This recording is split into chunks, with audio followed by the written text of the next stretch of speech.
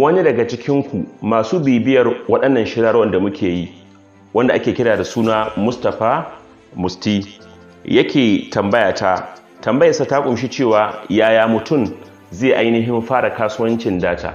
Kun san akwai kasuwancin sai da data na kamar MTN, GLO, AIRTEL, 9mobile da sauransu. Yake min wannan tambaya. Duba da cewa tambaya ce ta kasuwanci, ba lalle na a ce sai na sanya ta cikin jerin darussan da muka ce za mu soma ba. A bisa ga haka, na ga ya dace in yi kokari in amsa wannan tambaya gabanin mu fara darussan mu. Insha Allah a cikin wannan bidiyon za mu nuna yadda mutum zai fara wannan kasuwancin na data cikin farashi mai sauki. Mutum zai sai ainihin data akan naira 225 ya sai da ita 300 ko kuma farashin da ya ga dama daidai da bukatar kwastomominsa. Domin ganin wannan cikakken bidiyo ku biyo mu daga farko har zuwa ƙarshe.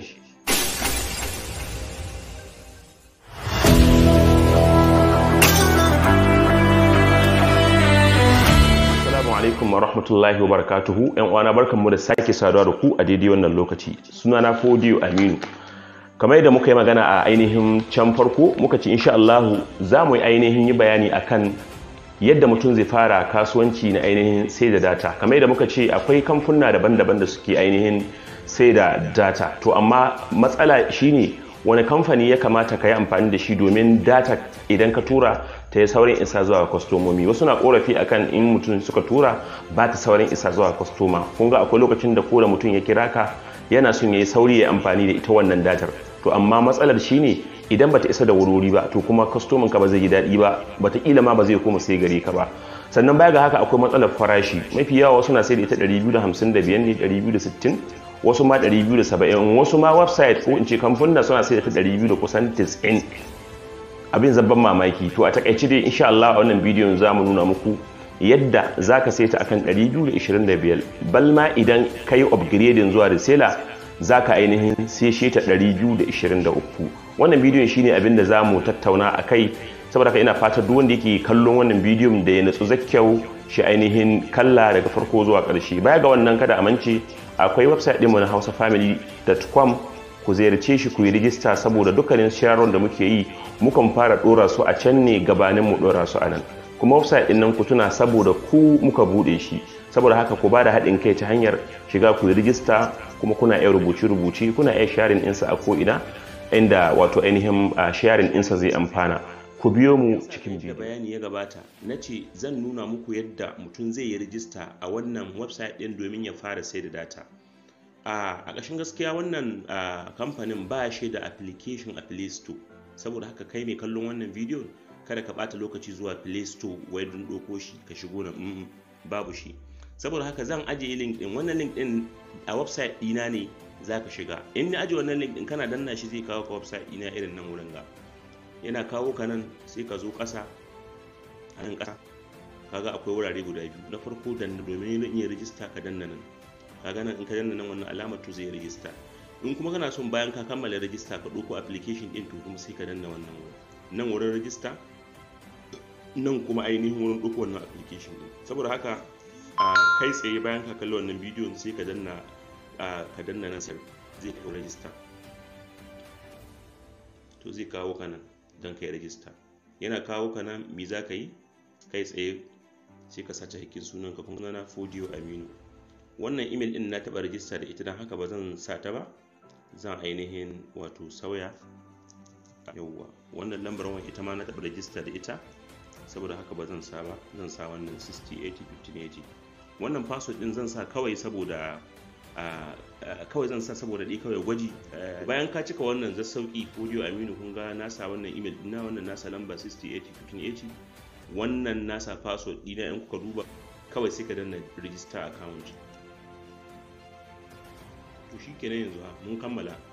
Ku tsaya ku gani dan nan za ku ga alamar in register za ta tafi, za ta buɗe. Kun gani to shikenan yanzu kai tsaye mun riga mun register. In ya tambaye ka sai ka danna save. To shikenan yanzu mun riga mun yi ainihin register. To abin da ke ciki a biyo na a hankali zaki saboda in yi wasu bayanai masu muhimmanci. Na farko dan wannan filin da kuka gani kun ga nan ya rubuta AIRTEL CG 275 ko to ma'ana duk wani bayani da yake kumshi a cikin website ɗinsu anan suke bayyana shi. Akwai sa'ilin da kake cikin sai da data sai kawai ka cimma kamar network ɗin sai da data yayi ƙasa.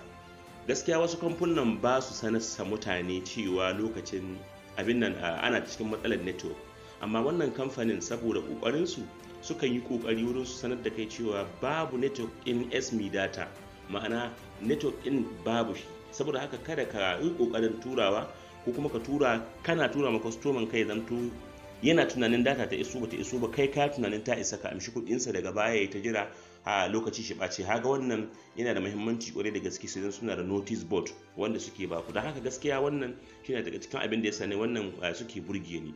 Abu na gaba mun riga mun yi bayanin sa shine sauki. Dan akalla kun ga akwai 1 gig data 277 amma ta AIRTEL, amma za ku ga yadda suke sai da ainihin data su. Wannan become a reseller, in ka zama reseller kamar yadda muka bayani za ka ƙara samun sauki. To kai tsaye bayan ka rijista akan haka kun ga an yi komi ko, to kai tsaye sai ka danna home nan gida. In ka danna home gida haka to kai tsaye shikenan za ka dawo daidai noma. To idan kana son kai ka tura kuɗi, kun ga in kuka kalli wannan wallet din bai da ko sisin kwabo. Saboda haka idan kana son ka sanya mai kuɗi za ka zo nan sai ka yi amfani da hanyoyi guda biyu. Ko dai ka sanya kuɗi ta fan wallet modified bank transfer, ko kuma ka sanya shi ta fan wallet floater wave ATM funding. Waɗannan hanyoyin guda biyu hanyoyi ne da za ka sanya kuɗi, sai ka zaɓi wanda kake so. Ni mafi yawanci na fi zaɓin wannan saboda in kana da ita za ka iya transfer, ko nawa ka sanya dai transfer za ka yi kai tsaye. Wannan kuma a'a za ka yi amfani da ATM ɗinka ne. Kai tsaye za mu zaɓi wannan saboda ita muka fi aiki da ita. Kana zaɓinta za ka zo nan to sai ka duba. Cikin ban mamaki waɗannan kana yin rajista kai tsaye za su yi creating ɗin account number wadda take taka ce tana da alaƙa da wannan wallet ɗin. Ina fatar mai saurari na ya fahimta don kada ya rikici. Wannan account ɗin kana ganin su ba na kamfanin na ba, naka ne na wannan wallet ɗin. Saboda haka kana sanya musu kuɗi kai tsaye wallet ɗinka bayan minti 1-2 zuwa minti 5, in akwai network ɗin kwarai ma minti 2 ya isa, za ka ga wannan wallet ɗin ya hidda abin nan ya bayyana kuɗi. Za ka danna nan hanyar taɓa gida haka misali alamar gida sai ta yi refresh sai ka ga kuɗi sun sauka a wannan wurin. Ina fatar wanda ke kallon wannan bidiyon ya fahimta saboda sauƙin fahimta. To bayan mutum ya danna wannan abin nan ya danna wannan phone wallet ɗin nan, sai ya zo da nan sai ya zaɓi bankin da yake amfani da shi. Mafi yawa inda na ɗauka Wema bank ɗin nan, kaga sun yi min creating mai sun creating account ɗina akan 4OD Ford, ma'ana 4DO, amma dai sun ƙire shi. To yanzu idan abin in zo zan yi transfer ne, to zan ɗauki wannan account number ɗin sai in yi sacin, za su ba da wannan Ford ɗin da sunan Uber Best GSM da na gan shi na san shine, sai in tura kuɗin. Ina tura kuɗin kai tsaye bayan minti 2 zuwa 3 zan ga wannan wurin ya cika. Bayan na refreshin za ka ga wannan kuɗin sun shigo kenan. To abin da yasa ba za mu sanya ma wannan kuɗin dan ku gani anan ba, saboda muna da wani account wanda muke dan sanya mai kuɗi wani lokacin idan za mu tura ma ma'aikatan mu abin nan data, ko kuma mu yi aiki da wannan datar mukan abin nan mukan sa wannan kuɗi. Saboda haka zan nuna muku da wani account ɗin nawa yanda wato ainihin zaka sanya kuɗi. Amma za mu yi amfani da account ɗin wanda na amfani da ita, duba kada mu yi hasara. Kun ga yanzu balance in 3.32 kawai, kun ga babu ko. To yanzu idan mutum zai sai akwai hanyoyi da yawa kamar yadda muka ce, kana iya biya ta nan fan wallet modified bank transfer, ga kuma fan wallet floater wave ATM funding. To amma wannan tana da wahala ga wasu, amma wannan za ta yi sauki. Sai ka danna wannan wurin kai tsaye za ku ga ya bude. Idan ya bude kamar haka sai ka zo nan. To ga bankunan da za ku yi amfani da su wurin ka sanya. A kula akwai naira 50 da za a jaye bayan mutum ya sanya kuɗinsa. To ni mafi yawa nika amfani da wannan Wema bank ɗin nan. Don haka yanzu in shiga cikin application ɗina na GT Bank sai in yi payment zuwa ga wannan. Ba zan sa wasu kuɗi da yawa ba, kawai zan sa kuɗi ne in kaɗan saboda yan uwa su ainihin ga yadda abin yake. Kai tsaye kun ga application ɗinmu na GT Bank a shiga to zai buɗe. To kun ga bayan ya buɗe dole in yi kwabarin din wannan wurin saboda tsaro. To kai tsaye sai mu yi login.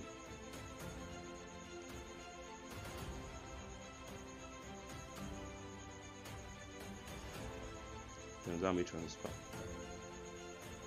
to yanzu kun ga transfer ta tafi, kun gani ko?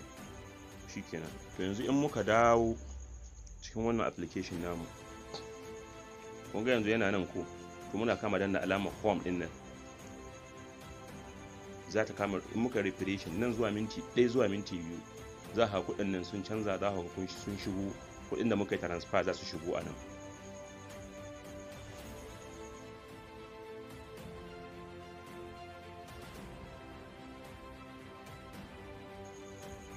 To kun gani kuɗin sun shigo ko? In kuka kula sun ɗebe naira 50 cikin kuɗin da muka sako, 700 muka sako, aga sai zaban 750 za su sanya, kuma dama muna naira 33. In kuka yi lissafi za ka ga kuɗin haka ne suke. To yanzu ya mutum zai tura mun data. To yanzu za mu zo nan ga lambar wani daga cikin wanda zan tura ma data kai tsaye, sai in ɗauki lambati haka, sai in yi kwabi. Kun ga na yi kwabi din ainihin lambar. To yanzu sai in shigo nan wurin buy data, nan wurin ga sai ka danna, sai ka zaɓi network, choose network, sai ka shiga, sai ka zaɓi network ɗin da haka bukata. Za mu zaɓi MTN dan muna magana akan MTN abin nan. Sai ka zaɓi SME. kun ga za ka ga data 500 akan naira 113. to sai ka koma shiga ciki, kun ga farashin su ga sunan.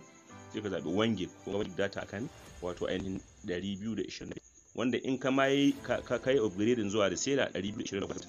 to nan sai ka sanya ainihin lambar wanda zaka tura ma. Wannan port din kana kai ta batun sa dai kawai. Wannan port din kai batun sa, in ka ga dama kai abin gansa kamar dai savings ne, kamar beneficiary ne, amma naga future sa ba ta aiki. To sai ka zanna fee.